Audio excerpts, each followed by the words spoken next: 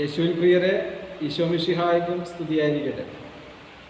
ഈ ഉയർപ്പിൻ്റെ കാലഘട്ടങ്ങളിൽ നാളെ വ്യാഴാഴ്ച ദിനത്തിൽ തിരുസഭ കുർബാന മധ്യേ വായിക്കപ്പെടുവാൻ പോകുന്ന വചനത്തെ നമ്മൾ ദിവ്യത്താഴത്തിലൂടെ ഈ രാത്രിയിൽ വിചിന്തനം ചെയ്യുകയാണ്. ക്രിസ്തുവിൻ്റെ കൂടെയുള്ള, ക്രൂശിതൻ്റെ കൂടെയുള്ള, ഉദ്ധിതൻ്റെ കൂടെയുള്ള നമ്മുടെ ഈ യാത്ര വളരെ ആഹ്ലാദത്തിൻ്റെ യാത്രയാണ്.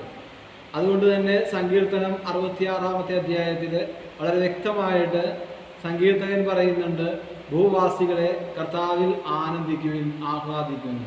കാരണം ദൈവത്താൽ അറിയിക്കപ്പെട്ട സുവിശേഷം, ആ സുവിശേഷം, നല്ല വിശേഷം അറിഞ്ഞ ഷണ്ടൻ, എത്തോപ്യക്കാരൻ, കൽദാക്കയുടെ ഭണ്ഡാര വിചാരിപ്പുകാരൻ ഷണ്ടൻ ഉടൻ തന്നെ തൻ്റെ ജീവിതത്തിൽ ഫിലിപ്പോസിനോട് പറയുകയാണ്, ഇതാ വെള്ളമുണ്ടല്ലോ, എനിക്ക് ജ്ഞാനസ്നാനം നൽകിയാലും.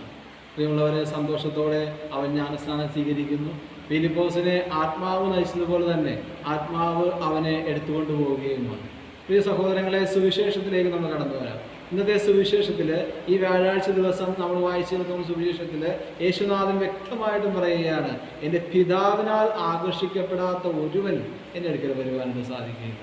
പ്രിയ സഹോദരങ്ങളെ, ഈ വ്യാഴാഴ്ച ദിനത്തിൽ നമ്മൾ ഈ ഒരു വചനം വിചിന്തനം ചെയ്യുമ്പോൾ നമ്മൾ പൂർണ്ണമായിട്ടും ദൈവത്താൽ ആകർഷിക്കപ്പെട്ടവരാണ്, പിതാവിനാൽ പഠിപ്പിക്കപ്പെടുന്നവരാണ്.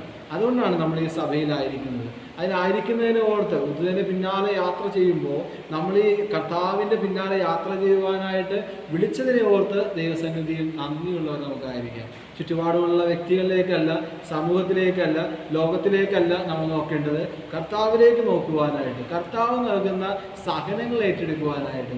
ആ സഹനങ്ങളെല്ലാം രോഗമായിക്കൊള്ളട്ടെ, ക്ലേശമായിക്കൊള്ളട്ടെ, എന്ത് തന്നെയാണെങ്കിലും നമ്മൾ അറിഞ്ഞ കർത്താവിൻ്റെ ആ സുവിശേഷം, ദൈവം മനുഷ്യനെ സ്നേഹിക്കുന്നു, അതിൻ്റെ പ്രകടമായ രൂപം ദൈവമായ കർത്താവ് നൽകിയ പുത്രനായ യേശുവിൽ വിശ്വസിക്കുമ്പോൾ നമുക്ക് ലഭിക്കുന്ന നിത്യമായ ജീവനെ ആവോളം ഈ ലോക ജീവിതത്തിൽ തന്നെ ആയിരിക്കുമ്പോൾ തന്നെ ആവോളം പുൽകുവാനായിട്ടും സഭയിൽ ജീവിക്കുവാനായിട്ടും സഭയിൽ നമ്മളെ ആഹ്വാനം ചെയ്യുമ്പോഴേക്കും പ്രിയ സഹോദര സഹോദരി, ദൈവത്തിൽ നമുക്ക് ആശ്രയിക്കാം, കർത്താവ് നമുക്ക് ആശ്രയിക്കാം, കർത്താവിൻ്റെ പിന്നാലെ നമുക്ക് യാത്ര തിരിക്കാം.